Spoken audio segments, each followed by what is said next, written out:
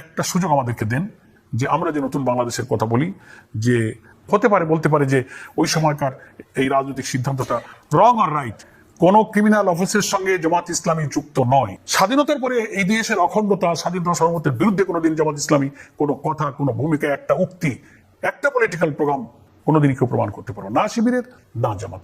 দেখেন, এটা একটু হিসাব করে বলা এক্ষুনি কঠিন, কারণ এবারের নির্বাচনের ধরনটা, ফলাফলটা গতানুগতিক ইতিপূর্বের নির্বাচনে যে কারণে মানুষ যেভাবে অনুমান করতে পেরেছে, এবার তা হবে না। এই কারণে যে দেশের পলিটিক্যাল পোলারাইজেশনটা কিন্তু ভিন্ন টাইপের হয়েছে।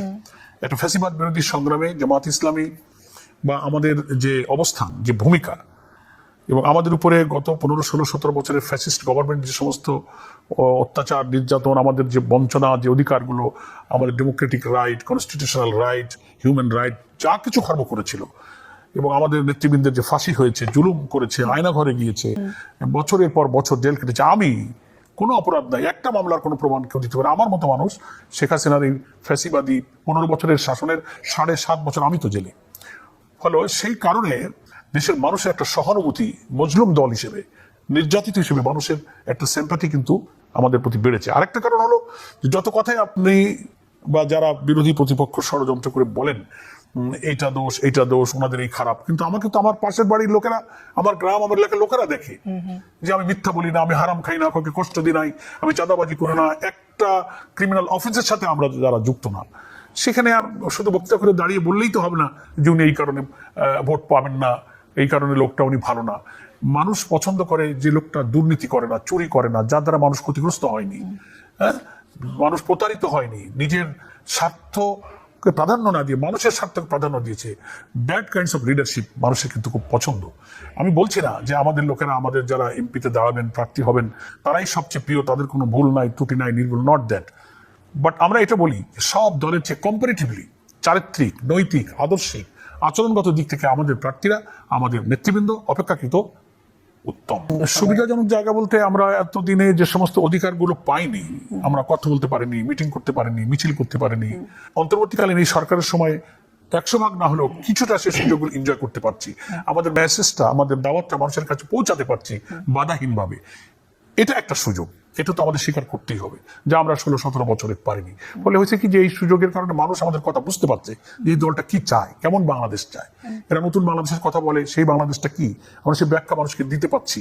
যে দুর্নীতি থাকবে না, অর্থ পাচার থাকবে না, দলীয়করণ থাকবে না, ভিন্ন মতের উপরে দমন থাকবে না, জুডিশিয়ারিতে মানুষ ইনসাফ পাবে, বেকারত্ব থাকবে না, কর্মসংস্থান থাকবে। ইউনিভার্সিটি থেকে পাশ করেছে এখন প্রায় 2 কোটির শিক্ষিত বেকার। আমাদের আমির জামাত ডক্টর শফিকুর রহমান বলেছেন যে শিক্ষা ব্যবস্থাকে আমরা এমনভাবে করব যে নৈতিকতা থাকবে, কারিগরি উৎপাদনমুখী শিক্ষা এমন হবে যে সে ইউনিভার্সিটি থেকে উচ্চশিক্ষা পাশ করে আসবে, তার চাকরি হবে, প্রত্যেকে কর্মসংস্থান দিতে হবে, না দিতে পারলে তার বেকার ভাতা দিতে হবে, কোনো মানুষ না খেয়ে থাকবে। 3টা দলের প্রধান দলের শাসন তো এই জাতি দেখেছে। আমরা বলেছি যে ওয়েলফেয়ার স্টেটের যে ধারণা আমরা দিয়েছি, সৎ নেতৃত্বের যে কথা আমরা বলেছি, আমরা বলেছি করাপশন ফ্রি যে সোসাইটি কথা আমরা বলি, এটা তো মানুষ দেখে নাই। তো একটা সুযোগ আমাদেরকে দেন যে আমরা যে নতুন বাংলাদেশের কথা বলি, যে হতে পারে বলতে পারে যে ওই সময়কার এই রাজনৈতিক সিদ্ধান্তটা রং আর রাইট, কোন ক্রিমিনাল অফিসের সঙ্গে জামাত ইসলামী যুক্ত নয়, তাহলে স্বাধীনতার 40-50 বছর পর বাংলাদেশের কোনো থানায় আমাদের লিডারদের নামে কোনো মামলা হয়নি। আপনার এখন আমি চাইছিলাম না, প্রথম আপনাকে আমি বলেছি যে পুরাতন ইস্যু মানুষ আর শুনতে চায় না, এটা তুলতে আমাদের উচিতে বাধে, বারবার তো ওঠে আসলে ওই গণমাধ্যমের কিছু লোকেরা মনে করে। কিছুদিন আগে শাহবাগের ঘটনা দেখেননি যে যারা আসলে নেতা ছিলেন আপনাদের বড় বড়, তাদের ছবি নামানো নিয়ে কি কত কারা নামিয়েছে, এর পিছনে কারা ছিল, আপনি বিগ জার্নালিস্ট, আপনি ইনকোয়ারিতে যান, তাদের কিচ্ছু নাই রাজনীতিতে। যখন তাদের কিছু থাকে না, তখন তো একটা কিছু নিয়ে আসতে হয়। তাদের চরিত্রের জন্য কথা বলুক, নৈতিকতার জন্য কথা বলুক। স্বাধীনতার পরে বাংলাদেশে শিবিরের জন্ম হচ্ছে 1977 সালে। স্বাধীনতার পরে এই দেশের অখণ্ডতা, স্বাধীনতা সার্বভৌমত্বের বিরুদ্ধে কোনোদিন জামাত ইসলামী কোনো কথা, কোনো ভূমিকা, একটা উক্তি, একটা পলিটিক্যাল প্রোগ্রাম কোনোদিনই কেউ প্রমাণ করতে পারো না শিবিরের, না জামাতের। কিন্তু এটা চলবে, এটা ছেড়ে দেন জনগণের উপরে, জনগণই বিচার করুক না।